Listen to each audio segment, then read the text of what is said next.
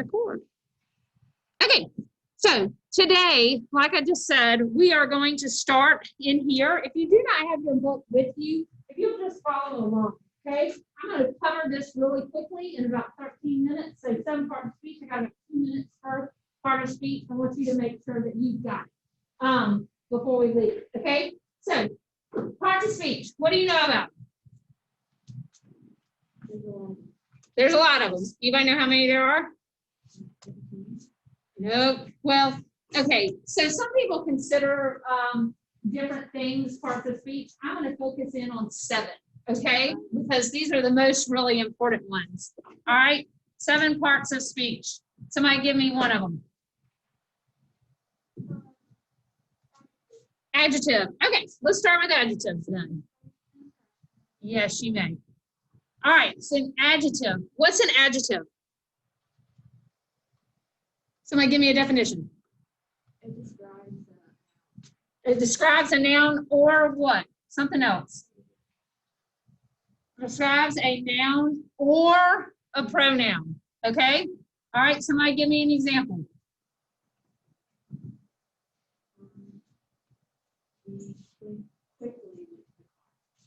Ooh. Yep, very good. You caught yourself. Good. Somebody give me one. Pretty girl. What's your adjective? Pretty. Very good. It's describing girl. Very good. All right. Great example. Pretty girl. We got pretty describing the noun girl. Good. Give me another part of speech.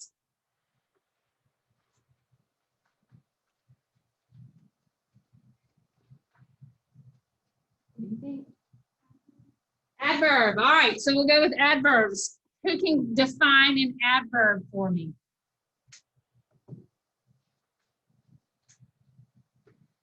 What does it describe? Can you see, Logan? What does an adverb describe? A verb, another adverb, or there's one other thing. An adverb describes 3 things. Verb, another adverb, or what?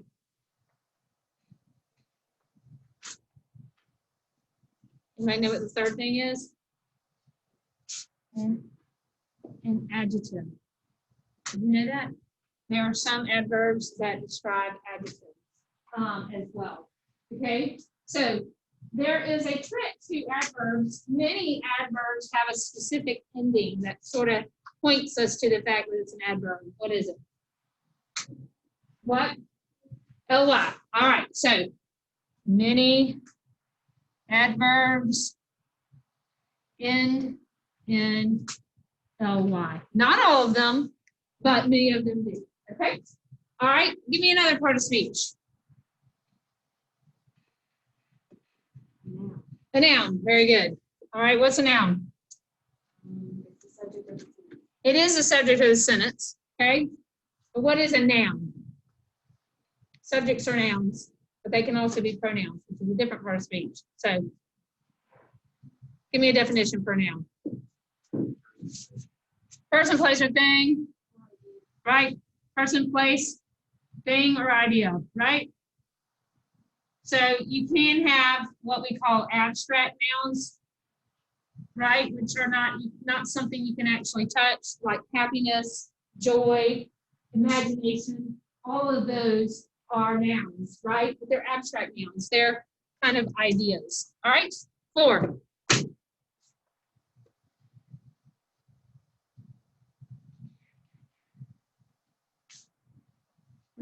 Verb. Very good. Verb. Give me a definition. Or what's the definition of a verb? Yep. So it expresses action, right?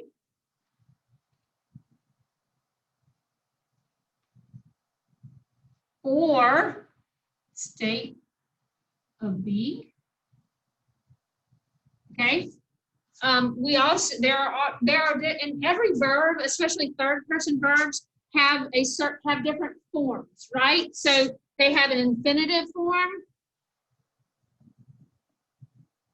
Infinitive form means it has 2 plus the verb. So like to run, to skip, to sing, that's the infinitive.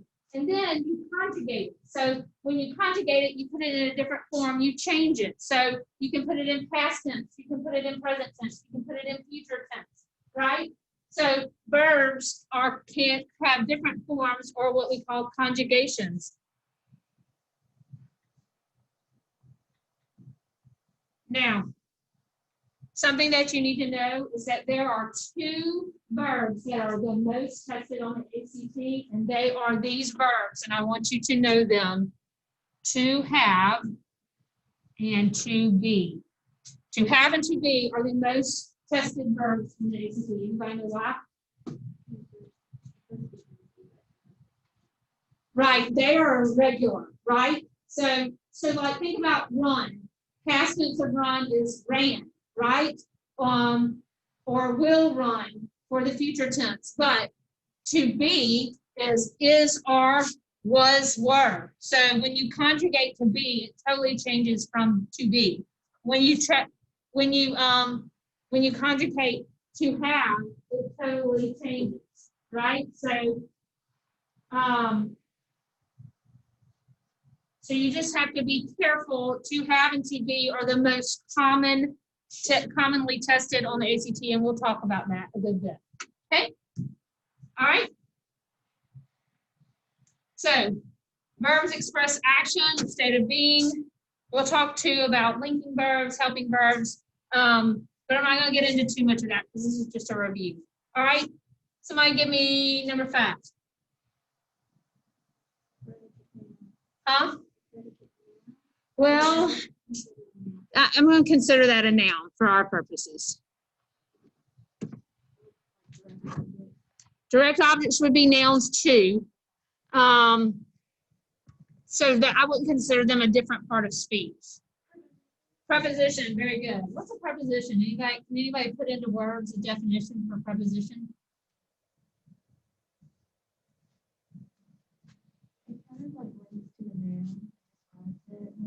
Yes. Okay. So it really links kind of the verb to the noun. They're usually timing and location words.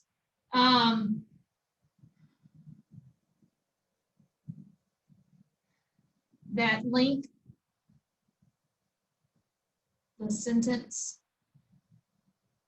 or verb to a noun. What do we call the noun that follows a preposition? Anybody know? Yep, the object of the preposition. Very good. Okay. And did y'all know that the object of a prepositional phrase, it can never be the subject of the sentence? Did y'all know that? That's a little something you want to add to your ACT grammar rules. Okay. All right. What are we missing? Huh? Yes, the object of the prepositional phrase. So prepositional phrases in sentences prepositions often are what begin a prepositional phrase. A prepositional phrase is a phrase that begins with a preposition and ends with a noun. Sometimes there are adjectives and verbs in between, but you can find a prepositional phrase by finding where the preposition is and where the noun is, and that's a prepositional phrase. Here's where the ACT likes to trip people up. They like to make you think. They like to throw prepositional phrases in between the subject and the verb so that you make a mistake in subject-verb agreement. So it's important for you to know that the object of the preposition can actually never be the subject of the sentence. So almost every preposition in the sentence has an object that follows. That's your normal pattern. But the object of the preposition can never be the subject of the sentence. Okay?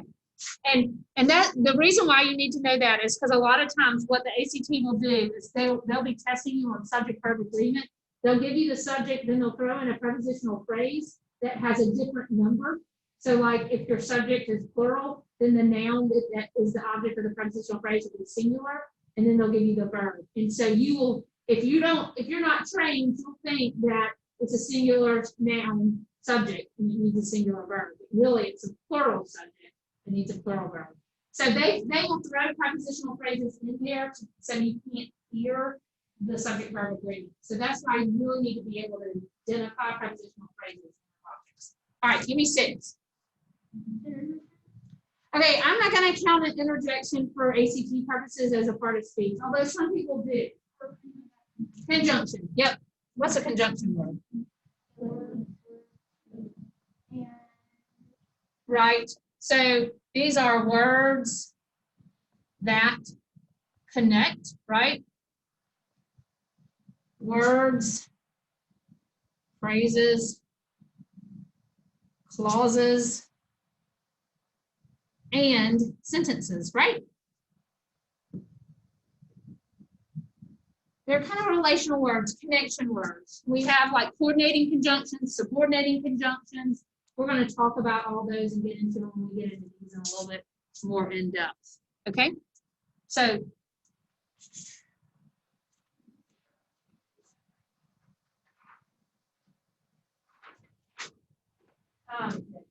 there's a really nice list in your textbook of prepositions. I'm going to give you another list. I suggest, I'm going to make my 10th graders memorize them. I'm not going to make y'all memorize them. I might give you a bonus to memorize them.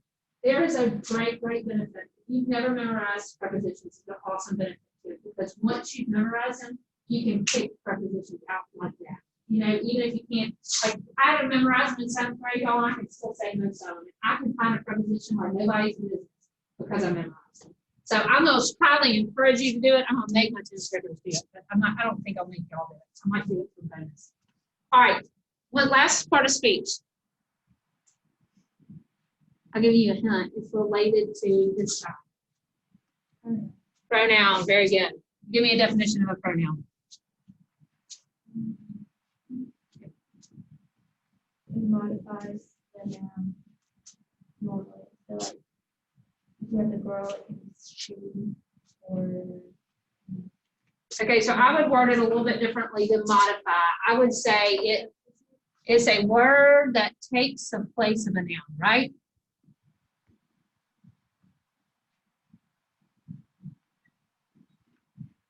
Anybody know what you call that noun that the pronoun replaces? Ella should know. Ella, do you know? Remember? No. So if I say, Ms. Britters taught us parts of speech, she did it in 13 minutes. She is taking the place of what noun? Ms. Britters, which is a proper noun, which is always capitalized, right? But anybody know what you call that Ms. Britters, that word that I replaced with pronoun? It has a name. Starts with an A.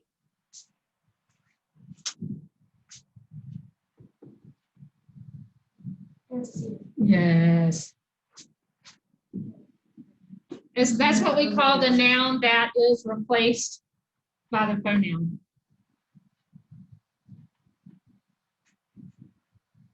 Okay, now I've given you a framework. You know so much. This is a very, very simple framework. There's so much to know about all of this, right? So somebody tell me something else that you already know about parts of speech that I have not put on the board.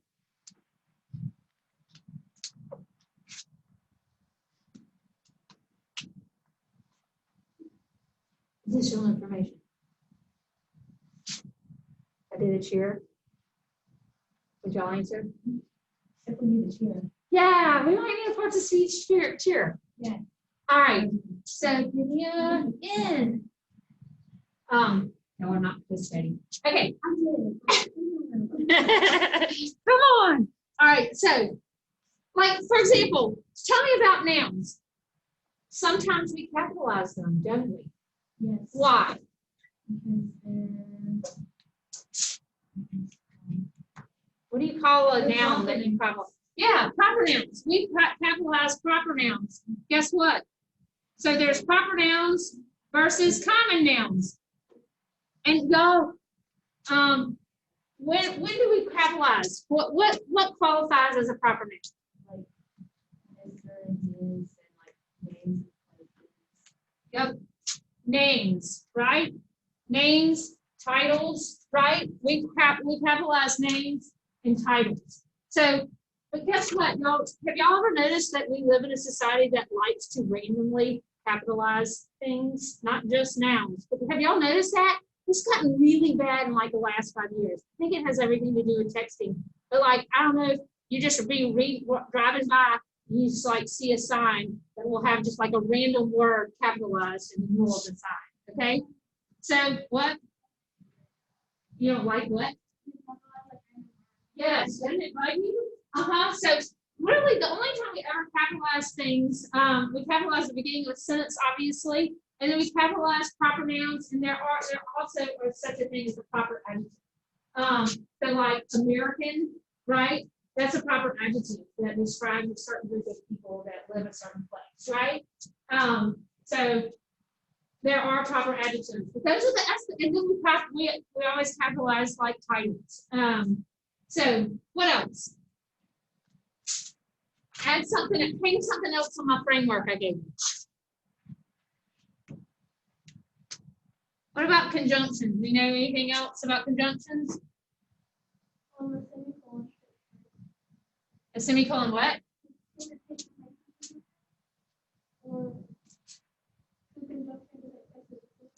Okay, yep, so there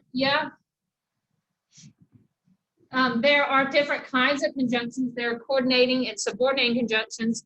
What Mary is talking about is if you want to put two sentences together, and you don't want to use the comma and, you can actually use a semicolon in the place of that and have two sentences together. And that's actually one of the only two uses of semicolon in the world. Did you know that? There are only two uses for the semicolon. The poor semicolon. But people like to use a semicolon in incorrect ways. They're like, you know what? I haven't used a semicolon in a while. I should throw a semicolon in here. Well, guess what? That is not grammar rules. We're going to talk about when we use semicolons. Semicolons are super fun. So, like, if you get out of ACT prep one thing, like adding semicolons to your writing, oh, that'd be so awesome. Okay. All right. So, tomorrow, we will go over the rest of the math packet. Please go over your math of the days, because we're going to have some math questions that sort of mirror what we talked about. Specifically, look over that one where we did the percentage with the rectangle. But also, there's going to be some math problems on there that require you to utilize some of the strategies we're talking about, like drawing it out and labeling what you know. Yeah, I would like for you to keep that packet. I can bring it back to class, but I would like to go over once your reading is graded. I would like to go over. So tonight, don't forget. I gotta tell you couple other things I want you to do tonight for homework. I would like for you to complete the exercise on page 14 and 15 in your text, and then don't worry about don't worry about the math packet. We'll do the math packet together tomorrow in class. I would like for you, as part of your studying, there page 14 and 15 in your English text is like a parts of speech practice. It should take, it's like 25 questions that look like this. It's just a paragraph, and they underline words and ask you to tell what part of speech it is. That's speech practice from the book. It's in the book. So 14 and 15, don't worry about math packet. We'll work the last math packet together tomorrow. Okay? All right. Y'all have a good one.